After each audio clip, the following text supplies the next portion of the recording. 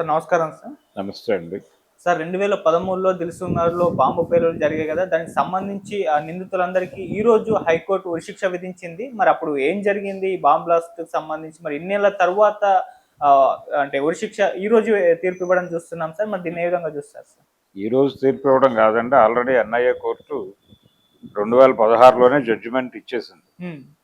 ఇచ్చేసి వాళ్ళకు ఉరిశిక్ష వేసింది కోర్టు. హ్మ్. ఆ ఉరిశిక్ష మీద వాళ్ళు అప్పీల్ చేసుకున్నారు హైకోర్టు. హ్మ్. ఇలా ఉరిశిక్ష వేశారు, ఇది ఇది సబబు కాదు అని చెప్పి వేసుకున్నారు. 18 మంది చనిపోయారు అందులో. హ్మ్. ఏది ఆ జంట పేలుళ్ల కేసులో. ఎక్కడ జరిగింది ఇది? సాయిబాబా గుడి దగ్గర నుంచి మొదలు పెడితే యువతలో ఒక సినిమా థియేటర్ ఒకటి ఉంటుంది, అక్కడ దాకా మధ్యలో జరిగినాయి. సైకిల్కి కట్టేసి టిఫిన్ బాక్సులు బ్లాస్ట్ చేశారు. హ్మ్. ఇందులో అక్కడ హాకర్లు ఉంటారు. అదంతా చాలా కిక్కిరిసినటువంటి బిజినెస్ సెంటర్. అది బిజినెస్ సెంటర్ అంటే ఈ చిన్న చిన్న గూడ్స్ అమ్మేటువంటి ఏరియా. అక్కడ వీళ్ళు ప్లాంట్ చేశారు. భక్తల్ అని ప్రధాన ముద్దాయి అతను, రియాజ్ భక్తల్. అతను దొరకలేదు. అతను ఏమైపోయాడో తెలియదు. అతని కోసం వెతుకుతూనే ఉన్నారు. స్టిల్ అబ్స్కాండ్ అతను కాకుండా ఇతరులు అరెస్ట్ అయ్యారు. ఈ కేసులో అరెస్ట్ అయ్యారు. వాళ్ళ మీద కేసు ట్రయల్ జరిగింది. ఆ ట్రయల్ జరిగిన వాళ్ళ మీద ఎన్ఐఏ కోర్టు ఉరిశిక్ష విధించింది. దాని మీద వీళ్ళు అప్పీల్కి వెళ్ళారు. ఇప్పుడు అప్పీల్కి వెళ్తే అప్పీల్ ఇంతకాలం నడిచి ఎప్పుడు ఒరిజినల్ జడ్జిమెంట్ వచ్చింది 2016లో. అక్కడి నుంచి ఇది ట్రయల్ మళ్ళీ ఇక్కడ జరిగి వాయిదాలు పడి ఫైనల్గా 45 రోజుల విచారణ తర్వాత court, Telangana high court NIA court ఇచ్చినటువంటి జడ్జిమెంట్ని సమర్థించింది. సమర్థించి ఉరిశిక్ష అమలు చేయవచ్చు అని చెప్పేసింది. కాబట్టి జస్టిస్ శ్రీసుధ గారు, ఇంకొక జడ్జి, వారు కలిసి ఈ జడ్జిమెంట్ ఇచ్చారు, ధర్మాసనం.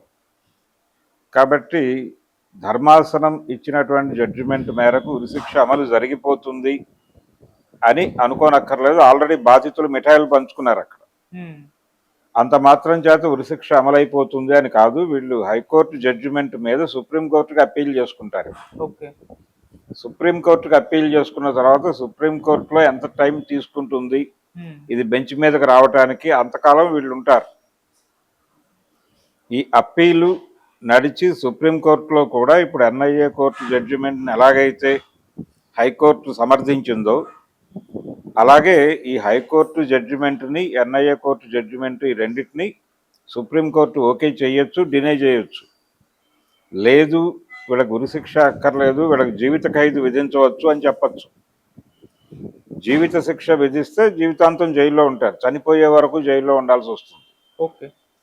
అంటే ఒకవేళ కోర్టు కనుక డిసైడ్ చేసేస్తే ఏదో ఒక నంబర్, అంటే వాళ్ళు ఇబ్బంది లేకుండా బయటకు వస్తారు. ఏదేమైనా కానీ డెత్ పెనాల్టీ నుంచి లైఫ్గా కన్వర్ట్ అయితే అది ఇబ్బందికరంగా మారే అవకాశం అయితే ఉంది. అలాంటి ఇబ్బంది ఎదుర్కొంటారా, లేకపోతే సుప్రీంకోర్టు కూడా ఖరారు చేసేస్తుందా ఉరి అనేది చూడాలి. చాలామంది హైకోర్టు జడ్జిమెంట్ పట్ల హర్షం వ్యక్తం చేస్తున్నారు. కానీ నిందితులకు ఇంకొక అవకాశం ఉంది, ఇంకొక ఆప్షన్ ఉంది. వాళ్ళు సుప్రీంకోర్టుకి వెళ్ళే అవకాశం ఉంది. సుప్రీంకోర్టులో కూడా ఒకవేళ శిక్ష ఖరారు అయితే వాళ్ళు రాష్ట్రపతి క్షమాభిక్షకు వెళ్తారు.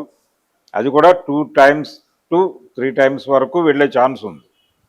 వెళ్ళిన తర్వాత అక్కడ కూడా ఒకవేళ పార్డన్ లభించకపోతే అనివార్యంగా ఎన్ఐఏ కోర్టు విధించినటువంటి శిక్ష అమలు జరుగుతుంది.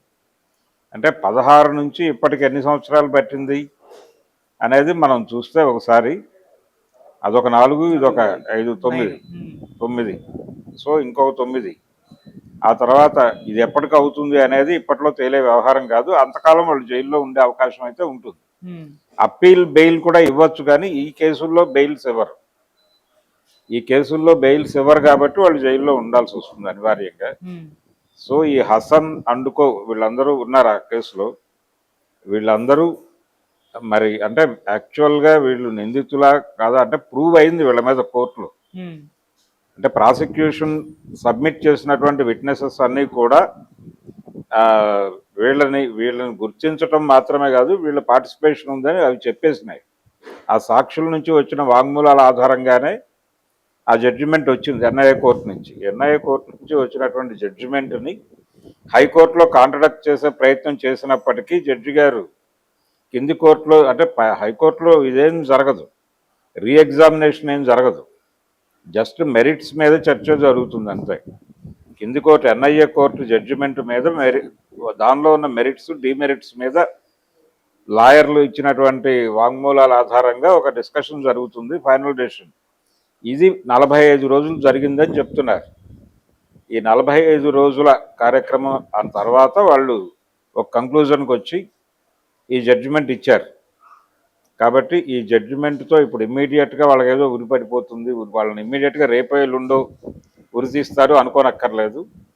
వాళ్ళకి ఇంకా 2 స్టెప్స్ ఉన్నాయి. ఆ 2 స్టెప్స్ కంప్లీట్ అయిన తర్వాత ఏం జరుగుతుంది అనేది అప్పుడు మాట్లాడుకుందాం మళ్ళీ. Okay sir, thank you so much. Thank you.